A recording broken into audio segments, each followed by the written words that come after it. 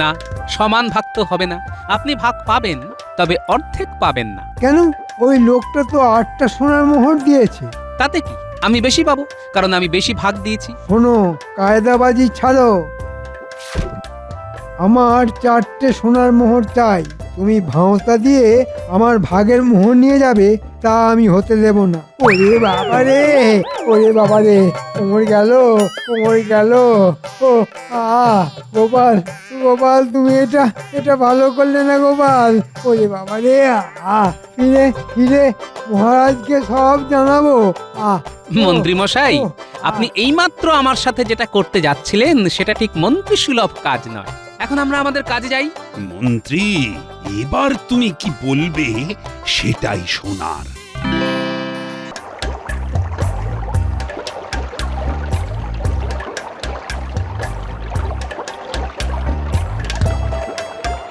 নাও, এইখানে সই করো গোপাল। এইখানে, হ্যাঁ, এইখানে সই করো। এই একটি দিনেই আপনার সাথে দেখা হয় আর দক্ষিণ হস্তের কাজটা হয়। এই নাও, এবারে মোহরগুলো গুনে গুনে নাও। আপনি প্রতি মাসে বেতনের সময় এই একই কথা বলেন, আর আমিও সেই এক কথা বলবো। আপনি কি কম দেবেন? খাজাঞ্চিটার আর বুদ্ধি হবে না।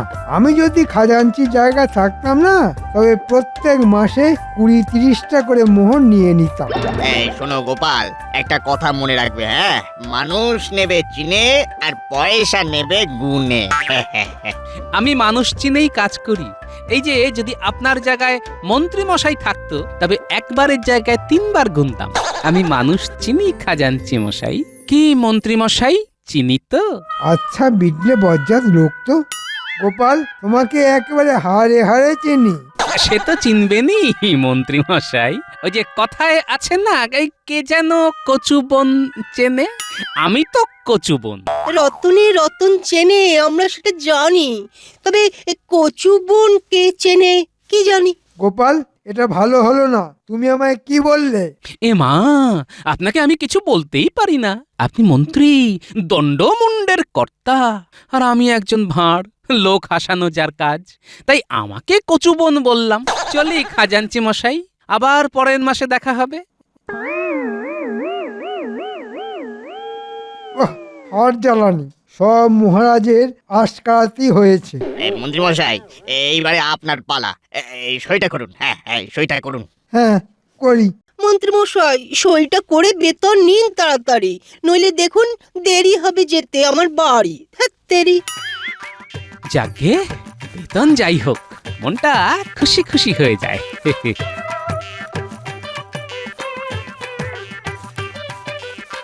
কিরে, কাঁদছিস কেন? কি আর বলবো গোপাল দাদা, আমার সব শেষ হয়ে গেছে। আর ঠিক করে বল না, কি হয়েছে? এভাবে কেঁদে কি কোনো সমস্যার সমাধান হবে না হয়েছে কোনোদিন? নে, ঠিক করে বল তো কি হয়েছে, কাঁদছিস কেন? কাল রাতের ঝড়ে ঘরের ছাদ উড়ে গেছে। এখন কি করব গোপাল দাদা, হাতে একটা পয়সাও নেই। ছাদ সারাতে 20 মোহর লাগবে, কোথায় পাই 20 মোহর? ও, এই ব্যাপার। আহারে, সারা রাত খোলা আকাশের নিচে আমার পুটিমা থাকবে। আমার বেতন থেকে 20 মোহর তো দিতেই পারি। শোন, তোকে আমি 20 মোহর দিচ্ছি, হ্যাঁ, কিন্তু একটা শর্ত। আমি যে তোকে 20 মোহর দিয়েছি এটা কাউকে বলবি না। তুমি দেবে? কেন, পুটি কি আমার কেউ না? না, তা কেন? ও তো তোমারও নাতনি হয়। তবে আমি তো আছি।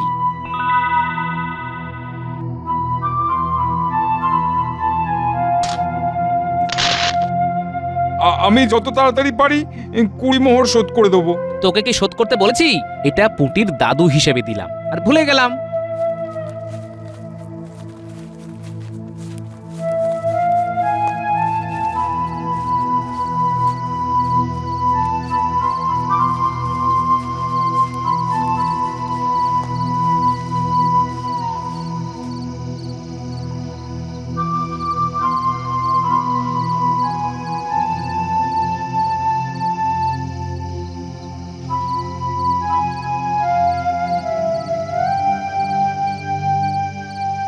হ্যাঁ গো, এই বলছি, তোমার তো আজ বেতনের দিন, হ্যাঁ? বেতন পেয়েছো? পেয়েছি। আমি বলছিলাম, এই কালকে ঝড়ে না আমাদের ঘরের ছাদটা নষ্ট হয়ে গেছে জানো, ওটা সারাতে হবে গো। এ মাসটা ছাড় দাও, ও পরের মাসে করব। এই কেন, এ মাসে নয় কেন? এ মাসে বেতন একটু কম আছে বুঝলে। কেন? তোমার তো এ মাসে কোনো কামাই নেই গো, হ্যাঁ? ওই রাজকোষাগারে একটু টান আছে তো, তাই 2 দিন পর রাজামশাই বাকি বেতনের অংশ দিয়ে দেবেন বলেছেন। ও, তাহলে তো ঠিকই আছে। হ্যাঁ, 2 দিন পর হবে। না, এ মাসে করা যাবে না বুঝলে। এ মাসে আমার কিছু খরচ আছে। কি কি বললে? খরচ আছে? আরে বাবা, মনে আছে তো, এ মাসে আমাদের মেয়ে মিনু আসবে গো। শুধু মিনু আসবে না, তার সাথে আমার পুরুষ জামাইও আসবে? এই শোনো, জামাইকে ওরকম ঠেস দিয়ে কথা বলবে না। হ্যাঁ, তোমার কম বেতনের জন্য আমার মেয়ে জামাইকে ঘরে আনতে পারবো না। হ্যাঁ, এ কি রকম কথা? মেয়ে জামাই আসবেই আসবে, এই বলে দিলাম। হ্যাঁ,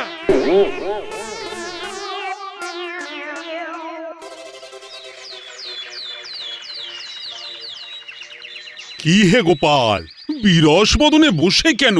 আহা, কি হয়েছে? জানেনই তো মহারাজ আমার আর্থিক অনটনের কথা। কাল তো বেতন হলো, আজ এই রকম বিরস বদনে। সময়ের সাথে সাথে খরচ খরচা বাড়ছে মহারাজ। কালকে যে বেতনটা পেলে সেটা কি আর শেষ করে ফেলেছো? হ্যাঁ, তোমার দৈন্যতা আর যাবে না, খালি নেই নেই করা স্বভাব। ঠিকই বলেছেন মন্ত্রী মশাই। আপনি থাকেন পাকা ঘরে, মাথার উপর ছাদ আছে, ইটের গাঁথনি আছে, আর আমার মাথার উপর খড়ের চাল, মাটির দেওয়াল। বৃষ্টিতে জল পড়ে ঘরে, ঝড়ে চাল উড়ে যায়। যার কিছুই নেই সেই তো করে নেই নেই। কি বলেন মন্ত্রী মশাই? না গোপাল, না, তোমার এই কথা আমি মানতে পারছি না। এখানে যার যেমন যোগ্যতা সে সেই রকমই বেতন পায়, আর তুমি তোমার যোগ্যতা অনুযায়ী বেতন পেয়েছো। আমি আমার যোগ্যতা অনুযায়ী যা পাই তাতে আমি খুশি মহারাজ। তবে একটা আর্জি আছে। আচ্ছা আচ্ছা, বলো বলো, কি তোমার আর্জি? কিছু মোহর অগ্রিম দিতে পারেন? না না না না, তোমাকে মাঝে মধ্যেই অর্থ দেওয়া হয়। তোমার এই হাত পাতা স্বভাবটা এবার বদলাও গোপাল। বাহ, ঠিক হয়েছে, ঠিক হয়েছে। ভোঁতা মুখ একেবারে ভোঁতা হয়েছে। আমার মনে হয় কি জানো, তুমি পুরো বেতন তোমার গিন্নির হাতে দাও না। আমি তোমাকে বলছি, তুমি তোমার স্বভাব পাল্টাও, নইলে এই দারিদ্রতা কিন্তু তোমার সারা জীবনেও যাবে না। আপনি কি করে জানবেন যে আমার কোথায় কোথায় খরচ লুকিয়ে আছে? এটা আমি ভালোবেসেই করি মহারাজ। ঠিক আছে, আমার অগ্রিম কিছু চাই না। চাইলেও তোমাকে কিছু দেওয়া হবে না, মন দিয়ে কাজ করো। সেটা আপনি না বললেও হবে। আমি কাজ করি, বেতন নেই মন্ত্রী মশাই।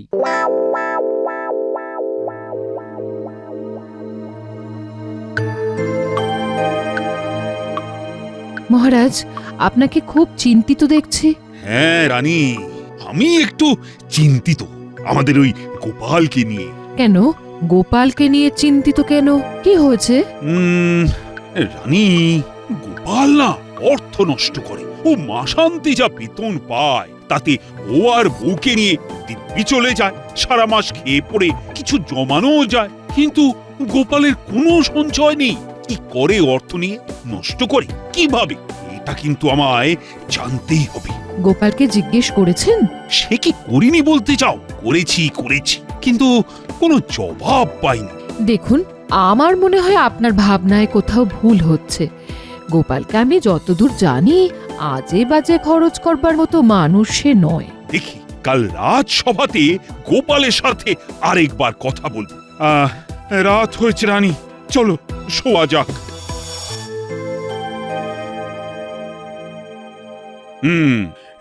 তোমায় কাল একটা কাজে পাঠাবো গোপাল, তোমার সাথে মন্ত্রীও যাবে। এই রে, মহারাজের একই আদেশ, আমাকে ওই টেকো গোপালের সাথে যেতে হবে? কাল ভোর ভোর রওনা দেবে। বর্ধমান রাজার কাছে আমার একটা চিঠি দেবার আছে, আর বর্ধমান রাজা তোমাদের দেখতে চেয়েছেন। না গোপাল, তোমার কিছু বলার আছে? না মহারাজ, আমার কিছু বলার নেই। তবে ওই কথাই রইল, কাল সকাল। আর মন্ত্রী, এই নাও চিঠিটা। এই চিঠি বর্ধমান রাজার হাতে দেবে। ব্যাপারটা ঠিক ধরতে পারছি না। আমার সাথে মন্ত্রী কেন? মহারাজ তো জানেন যে মন্ত্রী মশাই আমাকে একেবারেই পছন্দ করে না। কালকে দিনটা ভালোই ভালোই কাটলে হয়, জানি না কপালে কি লেখা আছে। মহারাজের কিছু তো উদ্দেশ্য আছে। যাক, যেটাই থাক, আশা করি খারাপ কিছু হবে না। তোমার জন্যই দাঁড়িয়ে আছি গোপাল দাদা। কেন রে, আরো কিছু লাগবে? না না গোপাল দাদা, আমার ঘরের চাল ছাওয়া হয়ে গেছে, তোমাকে ধন্যবাদ দেওয়ার জন্য এখানে দাঁড়িয়ে আছি। ও ধন্যবাদ দেবার জন্য দাঁড়িয়ে আছিস? দে তাহলে। কি? ওই যে তুই যেটা দিবি বললি, এই ধন্যবাদ। এই ধন্যবাদ পাবার জন্য আমি কিছু দিইনি, আমার মন চেয়েছে তাই দিয়েছি। আর বারবার বলে আমাকে ছোট করিস না, বুঝলি? আমার ভালো লাগে না, আমার অনেক চিন্তা মাথার মধ্যে। আমি যাই।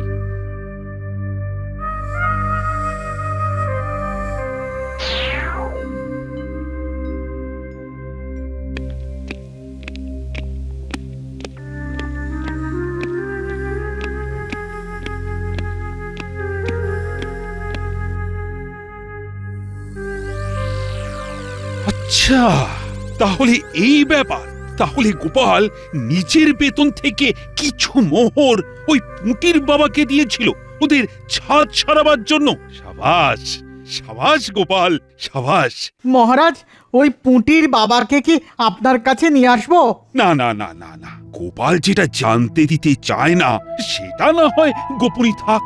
যাও, তোমাকেও আদেশ করছি যে গোপালের এই দানের কথা যেন কেউ না জানতে পারে। কি মনে থাকবে তো? থাকবে মহারাজ। হ্যাঁ, এবার তুমি আসতে পারো।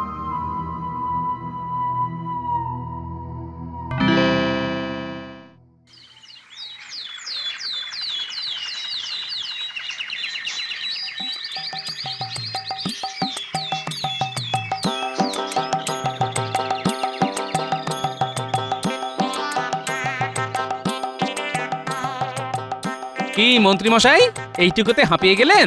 এখনো তো অনেকটা পথ বাকি। তুমি আর ভেজর ভেজর করো না তো। আমি মনে নিজের জ্বালায় নগেন আমার গোপ রেখেছি। ভেজর ভেজর আর করলাম কোথায়? পথ চলার কষ্টটা যাতে না হয় তার জন্য একটু গল্প করতে করতে যাওয়াই আর কি। মহারাজের যে কি হলো, আমার সাথে গোপালকে পাঠালো। হ্যাঁ, কিসে আর কিসে? কি ভাবছেন মন্ত্রী মশাই, আমার সাথে গোটা একটা দিন কিভাবে কাটাবেন? কি আর করবেন বলুন? একেই বলে কপালের নাম গোপাল।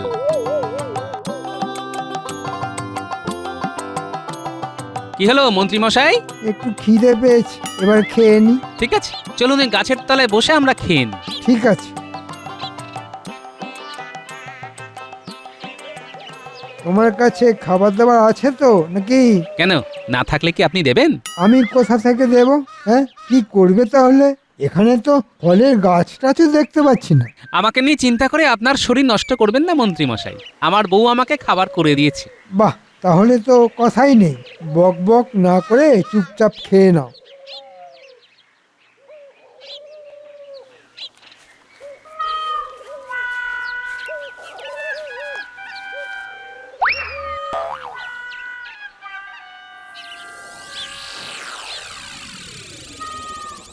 খুব খিদে পেয়েছে, একটু খেতে দিতে পারেন? খাবার সময় যত ঝামেলা। চেহারা দেখে তো ভিখারি বলে মনে হয় না। খেটে খেতে পারো না? আচ্ছা মন্ত্রী, তোমার মনোভাব তো বুঝতে পারলাম। এবার গোপালেরটা দেখব। ভাগ্যের কাছে হেরে গিয়ে আজ আমি পথের ভিখিরি, একটু দিন না। আমার কাছে মাত্র 3টে রুটি আছে। আমি তোমাকে কি খাওয়াবো আর নিজে কি খাবো? হ্যাঁ মন্ত্রী মশাই, আমার কাছে 5টা রুটি আছে। 5 যোগ 3 হলো 8। আমরা সমানভাবে ভাগ করে খেতে পারি। তাতে কি সমস্যার সমাধান হবে গোপাল? তুমি অঙ্কে খুব কাঁচা। মন্ত্রী মশাই, আমি অনেক কিছুতেই কাঁচা। আপনি ঠিকই বলেছেন। 8টা রুটিকে 3 জনের মধ্যে কিভাবে ভাগ করা যায়? তবে যায় মন্ত্রী মশাই, যায়। যায় কিভাবে? 8টা রুটিকে আমরা যদি সমান 3 ভাগে ভাগ করি তবে 24টা টুকরো হয়। তো আমরা সবাই 8টা করে টুকরো খেতে পাবো। গোপাল খারাপ বলেনি। ভাই আপনি আসুন, এই নিন খান। এই নিন আপনার 8 টুকরো রুটি। আপনার তো একটা কম হলো, তাহলে আপনার কি হবে? মন্ত্রী মশাই, আপনি কি আপনার 9টা টুকরো থেকে 1 টুকরো দিতে পারেন? না, কি আর বলি। যখন তোমার এই প্রস্তাবে রাজি হয়েছি তখন ফিরে আসি কি করে? আপনার অশেষ কৃপা। সত্যি আপনার বুদ্ধির তুলনা নেই। আচ্ছা, আপনি কি গোপাল ভাঁড়? আপনি আমার নাম জানেন? আপনি তো বিখ্যাত মানুষ, আপনার কত গল্প শুনেছি। আজ দেখলাম যে আপনি সত্যি বিচক্ষণ মানুষ। আর আমি হলাম কৃষ্ণনগরের মহামন্ত্রী। এই তো আপনার বুদ্ধি বিবেচনা দেখে বুঝতেই পেরেছি গোপাল দাদা, আজ আপনাদের জন্যই আমার প্রাণটা বাঁচলো। আমি আপনাদের যে কিছু দিতে চাই। নিজের খাবার সংস্থান নেই, ও নাকি আবার আমাদের কিছু দেবে? হাসি পায়, হ্যাঁ? হাসছেন কেন মন্ত্রী মশাই? ভাবছেন কে একদিন ভিখারি যে নিজেই খেতে পায় না, সে আবার কি দেবে? কি তাই তো? মাঝে মাঝে কুঁজোরও চিত হয়ে শুতে ইচ্ছে হয়, কি বলো গোপাল? আমার কথায় কিছু মনে করবেন না মন্ত্রী মশাই, কিন্তু কে যে কখন কিভাবে আসে আমরা বুঝতেই পারি না। তাই আমি কাউকে গুরুত্বহীন ভাবি না। নিজে যেমন তেমন লোকই তো চিনবে। গোপাল দাদা, এই নিন, এই নিন 8টা মোহর। আপনারা যেমন করে রুটি ভাগ করেছিলেন, ঠিক তেমন ভাবে এই সোনার মোহর ভাগ করে নেবেন।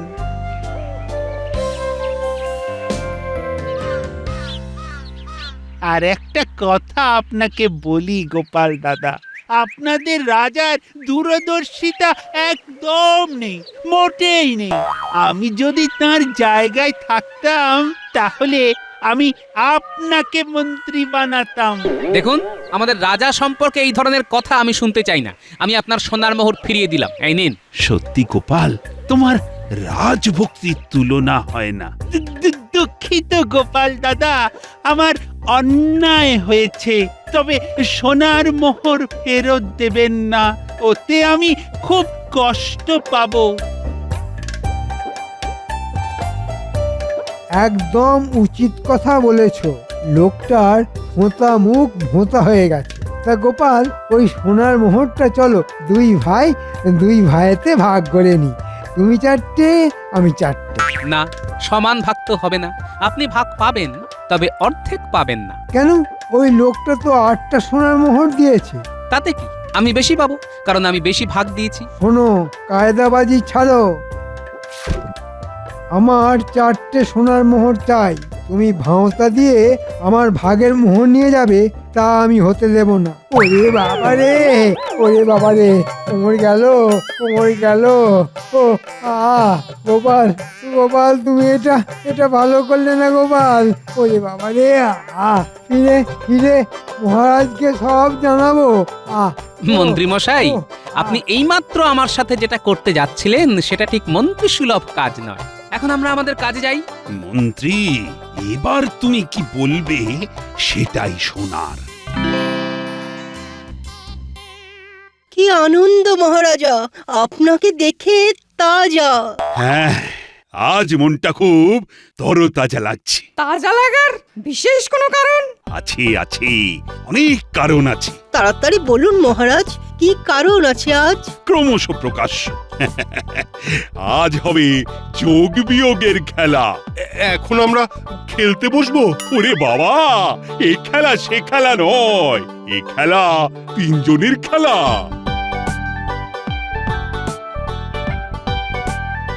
মহারাজ, মন্ত্রী মশাই আর গোপাল এসেছে। আমি ওদের বাইরে অপেক্ষা করতে বলেছি। পাঠিয়ে দাও। এটা কি রকম হলো মহারাজ? ওই যে যোগ বিয়োগের খেলা।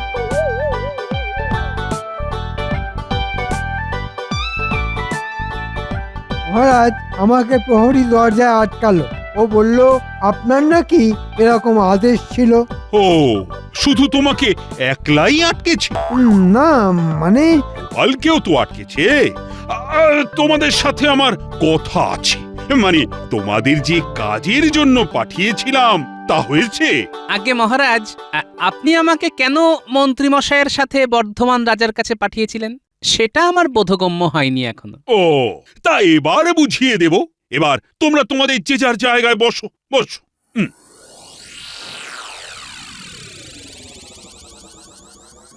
মহারাজ, এই নিন চিঠি। চিঠি থাক, এবার তোমাদের পথ চলার অভিজ্ঞতা বলো। মহারাজ, সহযাত্রী হিসেবে গোপাল খুব অবাধ্য। আমাকে সব সময় কারণ অকারণ অপমান করেছে। তাই গোপাল, এ কি শুনছি? তুমি আমার মন্ত্রীকে অপমান করেছো? এবার এই চাকরিটা তোমার যাবে। মহারাজ, যার মানই নেই তার অপমান কি করে থাকে মহারাজ? দেখুন মহারাজ, আপনার সামনে গোপাল কিভাবে আমাকে অপমান করছে।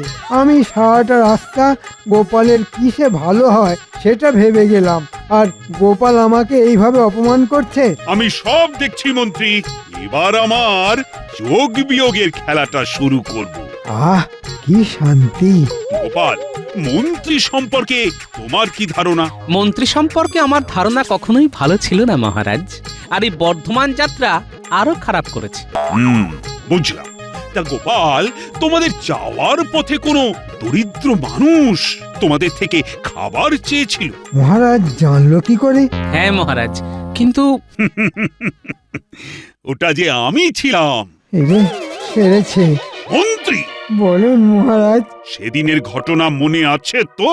হ্যাঁ হ্যাঁ মহারাজ, মনে আছে। তা এবার বলো, তোমাকে কি শাস্তি দেব? ক্ষমা করুন মহারাজ, খুব ভুল হয়ে গেছে। আমি আমি আপনাকে চিনতে পারিনি। আমি তোমাকে সোনার মুদ্রার জন্য এভাবে ঝগড়া করতে কখনো দেখিনি। তুমি কি হিসেবে 4টে সোনার মোহর দাবি করো? তুমি তোমার ভাগ থেকে ক টুকরো রুটি দিয়েছো? 1 টুকরো। হ্যাঁ, 1 টুকরো। আর গোপাল দিয়েছে 15 টুকরো তার ভাগের 5টা রুটি থেকে। তাহলে বেশিটা দিল কে? আগে গোপাল মহারাজ। তাহলে তুমি কেন জোর করে মোহর 4টে নিলে? কোন অধিকারে? ভুল হয়ে গেছে মহারাজ। তুমি এক্ষুনি তোমার থেকে একটা মাত্র মোহর রেখে বাকি সমস্ত মোহর গোপালকে দিয়ে দাও। না গোপাল, না। গোপাল, তোমাকে একদিনের জন্য মন্ত্রীর সাথে বর্ধমান পাঠানোর উদ্দেশ্য ছিল তোমার অবর্তমানে তোমার সম্পর্কে কিছু জানার জন্য, আর সেটা জেনেছি। আমি সেটা প্রকাশ করব না। তবে গোপাল, আমি স্থির করেছি আজ থেকে তোমাকে আমি আমার মন্ত্রী করব, আর আমার মন্ত্রীকে আমি আজ বরখাস্ত করলাম। না মহারাজ, আমি মুখ্য সূক্ষ্ম মানুষ, আমি আমার জায়গায় ঠিক আছি। মন্ত্রী মশাইকে বরখাস্ত করবেন না, আপনার কাছে অনুরোধ। গোপাল, গোপাল, তোমার তুলনা তুমি। তোমার কাছে 2টি জিনিস শিখলাম, দান কিভাবে করতে হয়। ধন্য, ধন্য গোপাল। সবাই বলো জয়, জয় গোপালের জয়, জয় গোপালের জয়, জয় গোপালের জয়, জয় গোপালের